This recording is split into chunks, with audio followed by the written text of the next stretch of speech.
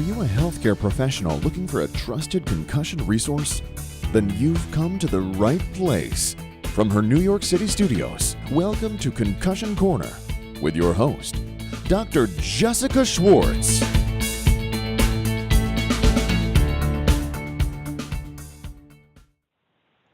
Welcome to the Concussion Corner podcast. I'm your host, Dr. Jessica Schwartz, and I'm thrilled to have Dr. Karen Skop on with us today as a vestibular therapist from the James Haley Polytrauma Center in Tampa, Florida. Dr. Karen Skop is a board-certified neurological clinical specialist and doctor of physical therapy. She serves as faculty for both the orthopedic and neurological residency program at James Haley Polytrauma Center in Tampa, Florida, here in the United States. She has been working in the field of vestibular balance, rehabilitation, sports, and orthopedics for close to 20 years. This diversity in clinical experience makes her well suited to manage complex concussion and mild TBI populations. She currently works in the James Haley Polytrauma Center in their post-deployment MTBI program, or PrEP, as well as outpatient vestibular as their outpatient vestibular clinic. Dr. Skop serves as a consultant throughout the hospital system to assist with the management of the dizzy clientele. She has successfully completed all 4 American Physical Therapy Association-sponsored vestibular clinical competencies and holds a leadership role with the APTA Neurology Section and Vestibular SIG, Special Interest Group. She is nationally nominated member of the Vestibular Rehabilitation Clinical Practice Guideline Task Force, and Dr. Skop holds an adjunct faculty position at the University of South Florida Morsani College of Medicine, and lectures nationally throughout North American seminars on the topic of TBI and concussion management. Her research interests include cervical, visual, auditory, and vestibular dysfunction associated with TBI assessment and interventions. Dr. Skop, welcome to Concussion Corner. Thank you very much. How's the weather down in Tampa? I know we're going through a deep freeze here in the north, up in New York and everywhere else. It is currently 77 degrees outside. Oh my gosh! Can I come down now? Is the question. Well, it's going to be in the 30s on Friday, so we're going to have our 5th day below 30 in Tampa. So. Oh wow! Do you guys know what to do with yourselves down there? Winter is here. Winter is here. Well, some things that I think you don't know. I actually, when I speak to folks, from all over the world, in our very small world of concussion, right? And I think you would agree on that. I always speak your name, and I was saying, listen, Dr. Skop is one of my top 5 favorite physical therapists in this world for concussion and TBI. So I don't know if that you know that, but I am thrilled to have you on, and I know our listeners are going to benefit so much from listening to you today. Oh, thank you so much. That's quite the compliment coming from you. So I always kick off the program because we're new and everyone's learning kind of the key players in the field. And my goal is to just kind of essentially let folks know, hey, here's what I can do for our mutual patient. Here's what you, the other provider, can do from an interdisciplinary standpoint. And here's how we can mutually care for our patients together. So we have listeners from emergency medicine all the way through vestibular physical therapy, athletic trainers, OTs, PTs, speech language pathology, and everything in between. So I'm thrilled for folks to learn from you today. How I usually kick off the segment is for our first podcast. It's essentially your who and why and kind of how you kind of ended up in this role of where you are right now with concussion and MTBI. And essentially, what drives you. I think we all, the central tenet that we all have in common is we really love what we do. So I'd love for you to share with the listeners, kind of your why and how you got to where you are today. All right. Well, I went to get my master's at the University of Miami, and my faculty instructor was Susan Herdman, who many listeners probably know, wrote the book on vestibular rehab, the guru of vestibular rehab. She was my anatomy and physiology neurophys teacher, and I actually did for my master's dissertation and thesis with her as our faculty mentor. And it was there that I got my love for vestibular rehab, and I took my first competency course, actually, while I was a student. It was the second competency course ever offered through APTA, vestibular, which is now kind of exploded into the Emory course is what everyone knows it as. From there, I came back to Tampa, and I always worked in vestibular rehab, but I didn't really love all of the other neurological aspects. I really liked the orthopedic aspect of physical therapy. So I've always practiced in vestibular, and I've always practiced in orthopedics. And I think that is kind of a rare therapist, because either you're a neurotherapist or you're orthotherapist. And I kind of have always crossed that bridge between the neuro and the orthotherapist. Back when I was first started, there was, oh my gosh, we did so many things different with concussion and dizziness than we do right now. Back then it was, oh, you're dizzy with a concussion. Let's just wait and see if it dissipates. We had a sports medicine clinic. We worked with the local high schools and the athletes and the athletic trainers, and the individuals would come into our outpatient facility. The therapist, the physical therapist, would see them kind of on an as needed, as injury basis. And the trainers would work with them, and we would hold a bi-monthly kind of concussion clinic and evaluate the athletes as needed. So we've always kind of had this interaction between that sports and ortho world. I stayed there for a good part of my career, and then had children and needed to be close to home. So I said, well, I want to go to somewhere that is a step up. I don't want to go to just a standard outpatient clinic. I want to go to somewhere where I can be the best and become known as the best. And I had two options. One of them was James Haley in 2008. They had, it was the height of the conflict in Iraq, Afghanistan, and they had thousands of soldiers coming back with concussions, and nobody really knew what to do with them because they don't present like anybody else. If you have a moderate severe head injury, we know how to treat them. We know how to take care of them. But these guys, they did not look like anything was wrong with them. Like anybody who has a concussion, 3 days, 4 days later, you can't really tell the difference between a regular person and a concussed individual. Indeed. So they didn't know what to do with them. And then they had this huge population, of course, of veterans who were just dizzy. So they said, Dr. Skop, we want you to come on board and start what was known as, we called it the green team back then. And it was all the mild TBIs that were coming to us directly from theater. And I also was hired to start an outpatient vestibular clinic.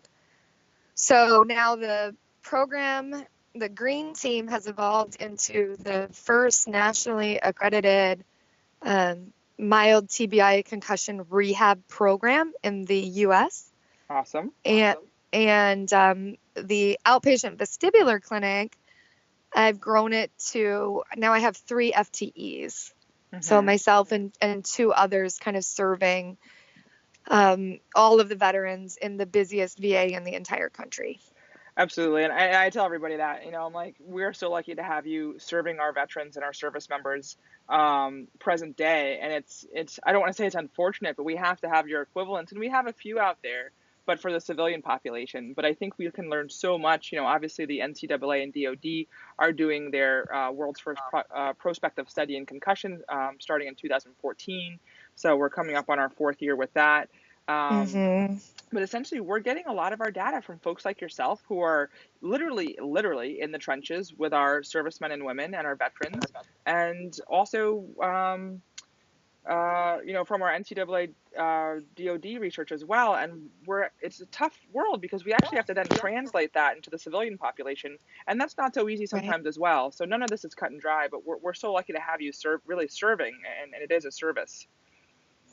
Well, I think I went to a kind of a TED style talk one time, and my biggest take home from that is, if you look back historically, the Department of Veterans Affairs and the VA in general, while a lot of times it gets a lot of negative press, if we look back historically, the changes in healthcare that we have, the realizations in all aspects from a psychological, cognitive rehab standpoint, they all begin within the Department of Veterans Affairs. Look at physical therapy profession as a whole. Mm-hmm. Where did we come from? Yep. Rehabilitation aids, right? That was our... Right. Which was the need from the returning service members from conflict, World War from I. war. Yeah, World War I. That's when we first we're a very young profession, but we've become rehabilitation aides all the way through a certificate, bachelor's, master's, and now a doctorate. And we have post-professional residencies and fellowships, very similar to Yep. our physician colleagues. Yep. So, I mean, a lot of medicine, and that's just the changes in rehab. If you look at changes in medicine and how we deal with Gulf War syndrome and how we deal with sleep medicine, all of this originates from work and studies and research that's done within the government sector, within the Department of Veterans Affairs and the Department of Defense. So when I came on board, I didn't realize I was stepping into such a role, but it's so rewarding, when I have patients come back or patients who, their goal is to stay active duty and we get them back to deployable status. It's just real rewarding when they come back and say, those stupid exercises, they really helped me. You're like, yay. Yeah, indeed. And, for our listeners, I have to say, Karen and I met, I think around, oh my gosh, about 3 years ago, I want to say. Something like that. Something along those lines. And when I spoke with you on the phone the first time, now Karen knew me before I kind of went public with my story and sharing my concussion recovery. But when I spoke with Karen on the phone, it was like an aha moment. I had like an Oprah, like aha, like excited moment, like that GIF that everybody can kind of envision. And I was like, wow, this is a provider who really gets it. She really understands the nuances and subtleties. So I really challenge our listeners to kind of hone in. We're about a few minutes in now, but to really hone in on kind of where we're going to take you in this podcast, because I can guarantee that you're going to hear some high yield information. So what I'm going to take us in through, just because I think it's exciting and new and fun, and then we'll kind of get into the crux of some things for this podcast episode, one of probably many. But, I know that you went out to Berlin in 2016, October 2016. I was wondering if you could share with the listeners, what your experience with that was. I mean, it's a very exciting time. It's our 5th consensus statement internationally for concussion in sports. Really what your feeling, that gut feeling was, as a physical therapist to represent our fields, being there, and then kind of just what your experience overall in terms of trends that you're kind of seeing progress in this world of MTBI and concussion. Well, first of all, I was very excited to be able to be a part of that and go and be amongst concussion royalty. And I say that with complete respect. All the people that we quote and research that I have in my lectures and presentations and teach to my residents, they were all there. So it was really amazing to get to meet them and kind of be a part of, hey, this is what we see in the clinic. And that's what I think was really encouraging about this particular conference, was that it was open forum. So they had, 12 to 14, something like that, different systematic reviews answering different questions. How to recognize concussion, how to, what about rest, all these different things. And each one of the groups would come up and present their systematic review and the evidence. Mm-hmm. And then they would open it up. They would open the floor up to anybody who wanted to come up and question. This is what I see in the clinic. This is what I see on the field. This is what I see from an administrative perspective. So they involved all the stakeholders in concussion management. And I think really, really exciting was that there was a physical therapist on the main panel, mm-hmm. Dr. Catherine Schneider. So that was wonderful to actually have our profession represented. And there was a large amount of rehab providers there giving their input as to, here's what we're seeing. So it's not just, so many times we have this evidence-based medicine and this clinical practice guidelines and clinical prediction rules, but they're research.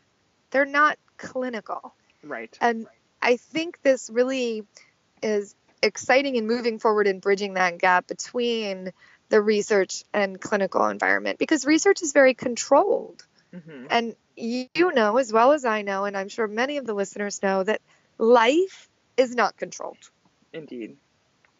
So yeah, and I think what was so neat about this, and I have to say, I know a good chunk of the folks that, wrote the guidelines and that were there, including yourself, that you were there representing and participating, which was phenomenal.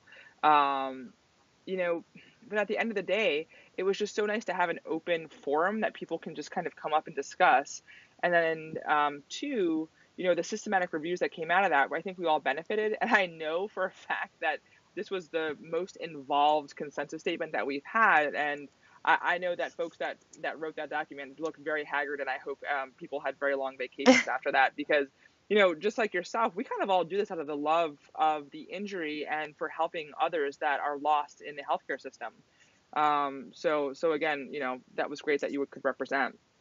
Now, clearly, you have, quite some experience here. I was wondering if you can go in, before we go into like what the vestibular system is for our listeners, and the human functioning of why that's so important for us as animals, the animal model as well.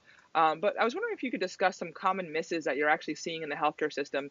Now, I know that you're primarily in, government system and Department of the VA. But I know that a lot of our service members, men and women, and veterans also go into the private sector as well. So I was wondering if you can kind of, see like, hey, what are some common misses and themes that you're seeing from other healthcare providers that maybe have some cognitive biases, or they're just not trained or aware. I know I speak about the Dunning-Kruger effect wherever I go, with that unskilled and unaware provider. What you don't know, what you don't know. Right, until you know. And that's really why this podcast exists, right? So folks can kind of listen and go to work and kind of listen for half an hour and learn some clinical pearls on their way.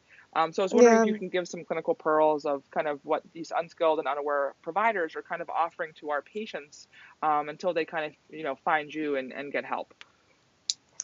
Well, I think, Jess, the biggest thing is just the global misinformation after an initial insult or injury.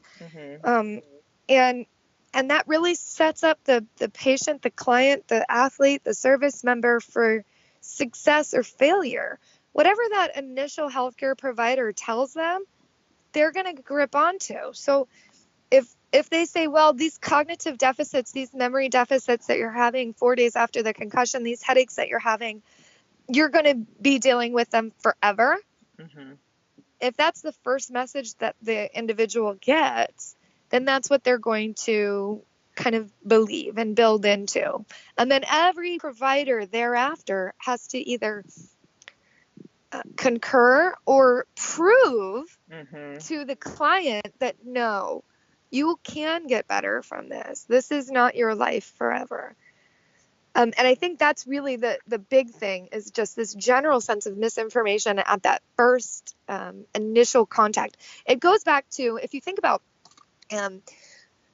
remember in the early days of stroke rehab, they said, well, if it's gone, it's gone. There's no way we can get it. We have to teach them adaptive strategies. And then new models came out, and you said, well, if we teach them how to not use their arm, then they're never going to use their arm. But if we teach them how to use their arm again, then we make these new neuronal connections. And this whole concept of plasticity came out. So, I mean, the fact that we can have that, and that's in the past, 20 years, not even, maybe 25 years of that knowledge of this neuroplasticity came about. We shouldn't make false promises or empty promises to our patients, but we also shouldn't give them false expectations of failure. And I think that's kind of that's really the thing. And I go across the country, so I hear stories. People come to my courses because they've had a concussion and they want to learn how to deal with it. I don't remember what city I was in, but some physician saw my course title and he popped in at the end, and he told me this terrible story about his son, who was injured in school at school sports, And he was pulled from school, pulled from everything in this huge depression, lost his college scholarship, and on and on and on and on and on from a simple, mild concussion, mild traumatic brain injury, something that he probably could have recovered from if that initial contact, an initial provider gave them not false promises, but gave them good information about what we have available, good knowledge about what we have available. Right. And I think, from a healthcare standpoint, globally, we're not meeting the expectations of our patients. Unfortunately, we have some third-party payer issues, that just exist, and we can't ignore them. We're not going to harp on them or go into detail here on that. But outside of the VA system, those are real issues, and those are real problems that folks have. We have direct access to some degree with physical therapists in all 50 states here in the United States of America. I know folks from all over the world are listening to this. But essentially what that means is that, folks can see us, patients can come see us and clients for at minimum an initial evaluation. And the fact that we are out there, I think is so important because instead of, waiting at, a clinic for 3 to 4 months when you have an acute injury, that's not helpful to anybody. But we also want to make sure you get into the right hands initially. And I say when I speak publicly about this, and I teach as well, that concussion has infinite ports of entry to access of care. So exactly what Dr. Skop here is talking about, essentially that trajectory of where that person enters into the healthcare system is essentially their trajectory of recovery. So if they're going to someone that's looking to do surgery, realistically, there can be some kind of like occipital nerve ablations, which I've seen left and right, or if they're looking for injections or medication. But as Karen was in Berlin at our international consensus statement, 2017, last year, was the first year we're calling concussion a rehabilitative injury. And, no one better than someone like Dr. Karen Skop here to kind of lead the way in that trajectory and on that front to kind of get folks back to, their lives. So, again, are you seeing anything, for me, quite frankly, I'm seeing folks 12, 14 months out getting phone calls for consultations, and essentially they're just being told to rest. What are you kind of seeing, Oh my goodness. Yeah. Oh my gosh. Oh, I that know. just makes my It hurts your heart. stomach. Yeah, it makes my stomach stew. I think you made a point that this is the first time ever that rehabilitation was recognized as a modality, and not only rehabilitation, but they actually named physical therapy in the consensus statement. And the movement towards identifying the physical sequelae as being the cornerstone of successful rehab suits providers like you and me very well positioned to kind of lead the charge in identifying these physical comorbidities or physical symptomatology that happens after concussion, being the visual, vestibular, sensory complaints, autonomic complaints, cervical. I mean, we are the healthcare providers to really address those needs and identify those needs. Now, as for how the things that we hear, they can vary from, go hide yourself in a dark room and wrap yourself in weighted blankets, to continue, push on, don't worry about it. Your concussion was 2 years ago. The symptoms you're having surely cannot be from that. Yeah. So, I mean, there's such a huge variance, and I like the way you put it is whoever they enter in, whoever they meet first, that is their pathway to recovery. And there's so many places out there. There's a bandwagon, there's a lot of heretics, I like to call them. They want to jump on the concussion bandwagon. We have all these wonderful devices and wonderful things that are going to solve your concussion problems. We can let you float in a pot of water and deprive you of sensation, and that is going to solve your concussion symptoms. These things are, for you and for me, they seem so far out there and preposterous. Yes, they might be a good modality to help calm anxiety, but is that going to solve all the problems that you're having? Yeah, and I think that's Maybe, a really good point. And maybe not. we're gonna keep that theme kind of throughout Concussion Corner podcast in general, but also our conversations as well. Is it's not quote unquote just a concussion. Concussion and MTBI are synonymous with brain injury, and then we know that there are some subtypes as well that we are finding, a lot of them, based out of some of the work out of the VA and DOD, and also at UPMC up in Pittsburgh. But we're looking at, subtypes like cognition, anxiety and mood, cervical spine, vestibular, ocular motor, and migraine, and post-traumatic headache. And I think I can add to that, because it's not officially been published out there, but really autonomic and exercise dysfunction as well. Certainly. Yeah. Yeah, which, again, but, one of the key things I discussed, Karen, and I'd love to hear your thoughts here. It's not just one thing. So you can't just treat the vestibular system. You can't just treat the cervical spine. You can't just treat the headache. You have to really do a comprehensive targeted physical examination on these patients. And a lot of folks don't know what the heck that even is. Yeah. A lot of our ED providers have some misnomers if they're, usually they're aware of like the PCARN, or what's our Canadian friends that I'm blanking on right now, Canadian CT head rule, and things like that. But beyond that, folks are like accessing the emergency department for inappropriate expectations, including providers. And providers have to realize that unless you're sending someone to the ED for some yellow and red flags that they're presenting with, the emergency department is not meant to manage concussion symptoms. That's why we have to get them into someone's, like your hands or another skilled provider's hands, to start to, decipher what's going on and what we can treat. So I kind of went on a tangent there, but what are your thoughts there in terms of, you can't just treat the vestibular system, you can't just treat the C-spine? No, you can't. You really need to be able to evaluate all the different potential sources for the current presentation that sits in front of you, depending on where they are in their recovery. If you are not equipped to do that, then you need to make sure that you have access to a provider who thinks like you do, who can evaluate maybe the ocular system or the vestibular or cervical. Maybe you're not so strong orthopedically, but your coworker is, and they understand the nuances of whiplash and its potential for concussion, and how they can kind of look and feel very similar.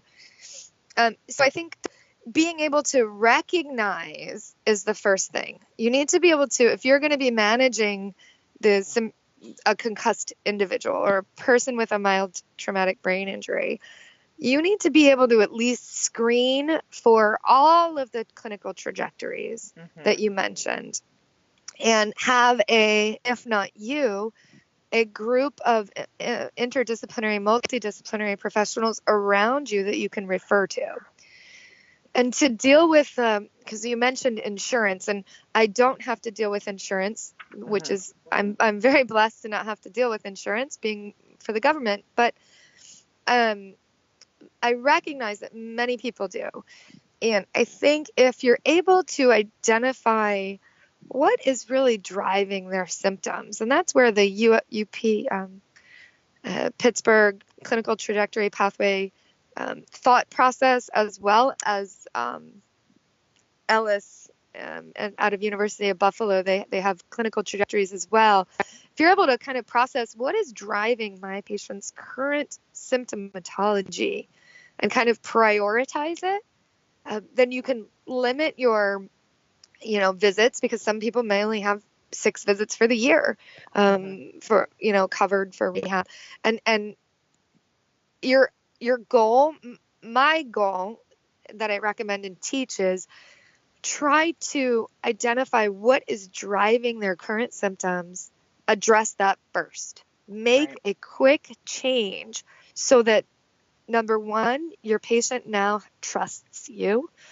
And number two, you can start to unravel whatever preconceived misconceptions, if that's even a word, that the patient might have, that, oh, you're the 6th medical provider, you're not going to help me. Mm-hmm.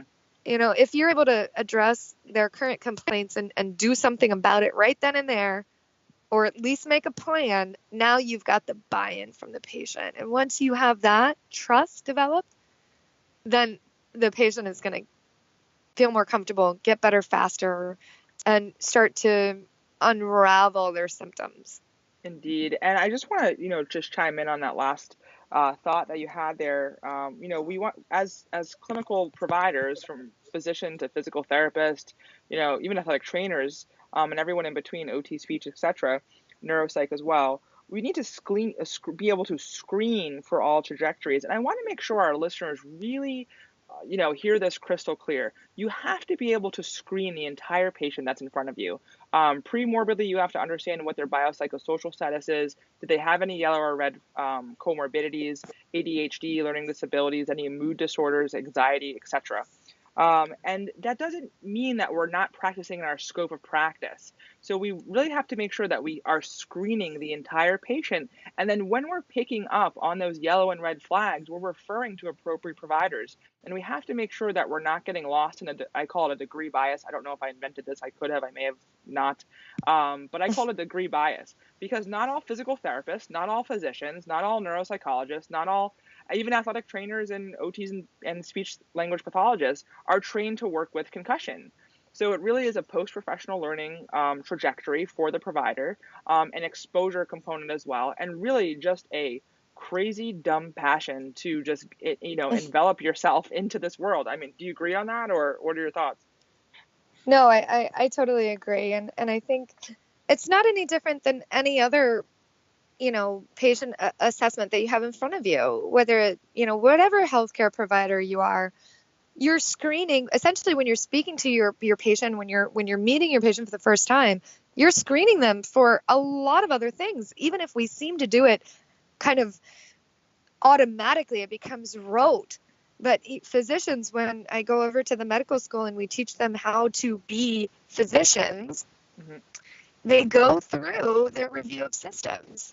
You're screening the review of systems. You're screening for anything going on.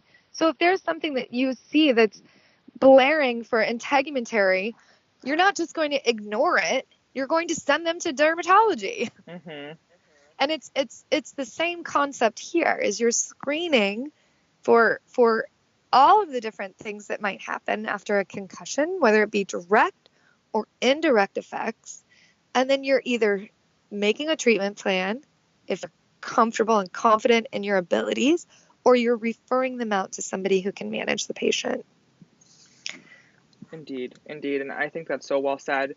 Now, again, for the listeners, you and I can, speak all day on this, but we have about 5 to 6 minutes left of the program for this podcast. And I wanted to just kind of touch in on kind of what your training is and who can be trained in vestibular rehabilitation and therapy as well, from PT, OT to physicians, and if there are other people I'm missing, and just kind of what that trajectory of post-professional education looks like for training. So you can just kind of let our listeners know what to look for on referral. One big thing that and again, chime in here as well, Karen, but one big thing that I misnomer is that degree bias. So I say just because folks are actually vestibular certified, they actually may not have training in concussion. And I think that's something really important to connect to. Myself as both a provider and a survivor of post-concussive syndrome or persistent concussion symptoms, whatever you want to call it these days, what I found in the support groups that I participated online when I was actually a patient for 14 months was essentially that, you'd hear this very consistently internationally complaints of, I went to vestibular therapy, they made me so sick, and now I can't function and I feel awful for 3, 4, 5 days plus. So essentially, making sure that we're meeting our patients' expectations that yes, we may have to provoke some systems before we get better. But just kind of making sure that they understand that from a meeting expectation and exceeding expectation standpoint. So I was just wondering if you can comment on, training, and then some thoughts on that last comment. Okay. You might have to lead me back to that last comment, but so I am I'm very biased because I learned from Susan Herdman. From the best, yes. So So I have a lot of bias in that. So I believe that, at least in the US and abroad, if you have gone through the APTA certification, the APTA recognized certification for vestibular rehab, I know what you know. Mm-hmm. I know that you know the vestibular system well. But you're right. Just because you know the vestibular system well does not necessarily mean that you know how to manage all the different aspects of concussion. There's many vestibular therapists, and I think neurological therapists in general, who, if you say cervical spine to them, they're like, no way, I don't even know what to do with that. Mm-hmm. And then if you talk about anything with visual system or autonomic system, or anything to that end, then they're just, you might as well be speaking another language. Right. They might know the vestibular system, and they might know vestibular system well. The great thing about vestibular rehab is it is very, very well researched. We know what works. We know what doesn't work. We know how it works. We know how the brain adapts. And you can apply that information to concussion rehab. Mm-hmm. But you also mentioned dosage. Mm-hmm. So these individuals who are just solely treating a concussed individual like a patient with a unilateral vestibular hypofunction, that could be a disservice to the patient because it does trigger the symptoms. You have to find that fine balance. And this is what I'm going to be speaking at Combined Sections meeting.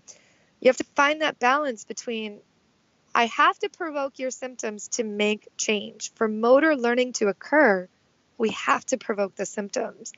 But I can't provoke the symptoms so much so that now you've got a migraine. Mm-hmm. Now you don't want to come back to me because you're anxious about what I'm going to do to you. And now your neck hurts more because you're so anxious. Your shoulders are up in your ears and you're worried, and then you're not sleeping. So now I've created all this kind of tumbleweed effect, I like to call it. So dosage is really important. Unfortunately, there's not a lot out there in the literature about how much symptoms can we provoke. Consensus statement says, nope, if the individual becomes symptomatic, they have to stop, rest, and they fall back to the prior stage in recovery. Is that really a good way to manage it? In the research world, maybe, but in the real world, absolutely that's because, if you're rehabbing somebody who has a total knee replacement and they start doing their exercises and it hurts, are we going to be like, oh, okay, no more rehab for you because you have a little pain? No, I don't think any listener would agree with that. Right. That, so why would we not provoke a little symptoms? It's just how much. And I think that's going to be different for every patient. Yes. And I know me, my patients don't like to tell me that they're symptomatic or that they're having a problem or anything. So you really need to read them and decide as the provider, hey, we're going to go ahead and stop, and we're going to change our focus on this next problem you have, this next symptom you have for the next 20 minutes or whatever time you have left. Right. So I think, the vestibular system is tricky in that you have to work it. You got to provoke it to make the change, but you have to have good back to baseline. Indeed. Or and I think that's sorry, Karen. And I think that's part of, the importance of rapport. You have to understand who your patients have seen before they've walked into your door. Because if they already don't trust and mistrust the medical system and how other healthcare providers, because they may have been misled, we have to make sure that we have that good rapport with our patients so they want to share that information with us. And then on the flip side of that that thought process there, is that when we do have that rapport process with them, all they want to do is kind of be our friend and, please us. So they don't want to tell us that they're feeling symptomatic. So verbalizing that to our patients is so important. So we can kind of make those strides to kind of hit that sweet spot of provoking just enough, but not so much that they have to lay in bed for 4 days. Yeah, exactly. So I know that we can chat forever. I want to finish up that that last question with, who else can be certified in vestibular rehab? Are OTs going to these courses? What are these Emory courses and so on? Who are they open to? The Emory courses are open to physical therapists and physicians, I believe is who they're open to, because the now I'm going to give you my interpretation of why I believe this is so. Because when we're looking at the world of vestibular rehab, we're looking at a lot of movement analysis. It involves balance testing, it involves gait assessment, and as well as assessment of the visual oculomotor system and the central nervous system. So if you don't know how to assess gait and balance, then you can't do a full vestibular workup. And I think there's other healthcare providers out there who may be offering vestibular rehab, but they only know the vestibular ocular portion. They don't know the rest of the body. If you don't know how to do general aerobic conditioning and balance exercises and what that means, what are protective balance strategies? What is the vestibulospinal tract? What do they all mean? How do they integrate together? Then you're not versed enough to kind of do a 360-degree evaluation of the system. And I'm looking on the website right now, and it says this course was designed specifically for physical therapy and occupational therapy professionals. Other medical professionals may participate, but they do give preference to PT and OTs and MDs. And it says that the course is not appropriate for PTAs, OTAs, which are assistants, speech therapists, or athletic trainers. So it is open up to PT, OT, and MD, and they do give preference towards the rehab professional. So I think that's important for when looking for a skilled provider that has gone through this Emory course.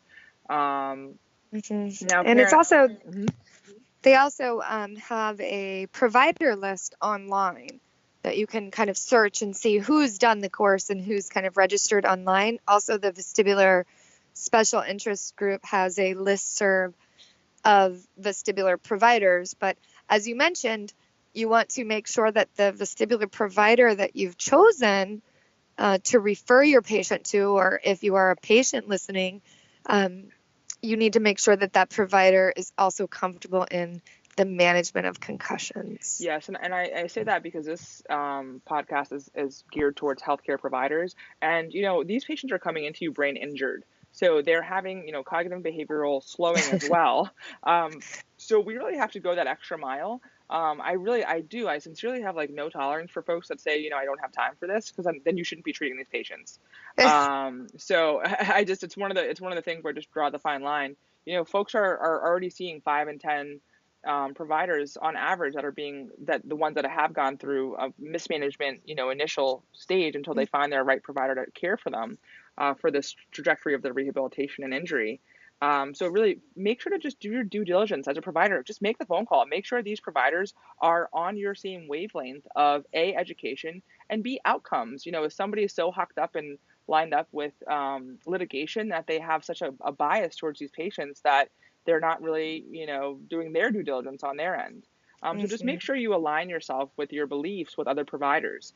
Now, Karen, we are going to get into way more for our next podcast on the vestibular system, vestibular PT, how you're melded with interdisciplinary providers in your healthcare system, and then actually go into what treatment looks like. So we're, going to talk from everything from peripheral injuries to central injury, like a concussion that may be having some peripheral, symptoms as well. So I know our listeners I'm going to kind of leave them on the edge of their seat there.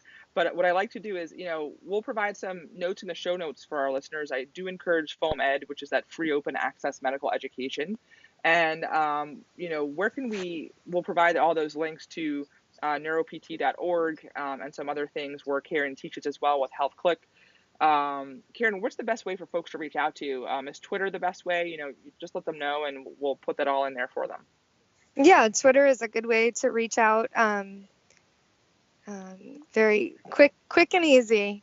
Okay. I think the Twitter community is the quickest way to get information out there. Yep. And at Skop, Skop Concussion. Skop Concussion is Karen's Twitter handle. She's very active on there, produces a lot of high yield information as well. And Karen, thanks so much for your time this evening. I know I'm so excited to do more of these podcasts with you. And do you have any final thoughts or anything for the audience? No, but I'd like to thank you, Jessica, for getting this out there and kind of being an advocate for this world that we live in, the concussion world, both for patients and providers, to everybody get on the same page. It's really does a great service to the community at large. Oh, I appreciate that very much. So on that note, guys, we'll see you for episode 2 with Dr. Skop in the next few days or weeks. And in the meantime, have a great day. Take care, Karen. Thank you for listening to the Concussion Corner, hosted by Dr. Jessica Schwartz. The information in this podcast is for entertainment purposes only and not to be used as personal medical advice. Don't forget to follow us on social media on Facebook, Instagram, Twitter, and YouTube at Concussion Corner.